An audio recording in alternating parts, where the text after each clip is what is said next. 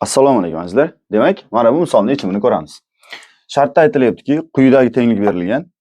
Agar px ko'p xatni x + 1 ga bo'lganimizda 21 qoldiq qolsa, x ko'p xatni x + 3 ga bo'lganda qanday qoldiq qoladi deb so'ralgan. Dastlab bilamizki, px ko'p xatimizni x + 1 ga bo'lganday qoldiqni topish uchun x + 1 0 ga tenglanadi.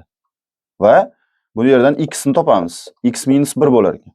Mana shu -1 ni px dagi x ni joyiga qo'yib, hisob-kitob qilsak, qoldiq chiqish kerak. Ya'ni p dagi x lar joyiga -1 qo'yamiz va hisob-kitobdan qoldiq chiqish kerak. Qoldiq necha degan? 21. Bundan kelib chiqadiki, p - 1imiz 21 ga teng. Endi keyingi masala. X ko'p xatni x + 3 ga bo'lganda qoldiqni topish uchun nima qilishimiz kerak? Bunda ham xuddi shunday. X + 3 ni 0 ga tenglaymiz. Bu yerdan x topamiz. -3. Mana shu -3 topib borib, qudagi x larni o'rniga qo'ysak, x ni x + 3 ga bo'lganda qoldiq chiqish kerak. Ya'ni -3 ni hisob-kitob qilishimiz kerak. X larning joyiga -3 qo'yganimizda qoldiq chiqadi. Demak, biz -3 ni hisoblashimiz kerak. Endi e'tibor beringlar-da. Yuqoridagi tenglikda x ning joyiga -3 qo'yib chiqamiz. Bu nima bo'ladi albatta? P -3 + 2 -1 bo'ladi. 3 ko'paytiruv x joyiga -3 tushyapti. +4 teng -3 ning kvadrati 9 bo'lyapti.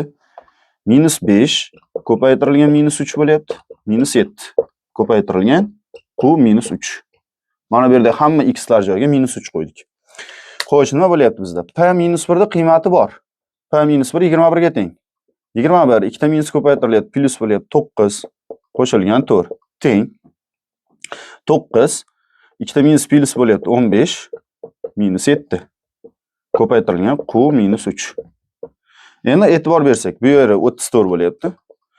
9 15 7 ni hisoblasak 17 bo'lyapti. Demak, ko'paytirilgan -3.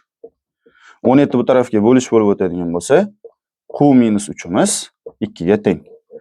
-3 2. Ya'ni x ko'p xatda x + 3 ga bo'lganda qoldig'imiz 2 ga teng. E'tiboringlar uchun rahmat. Doim bo'ling salomat.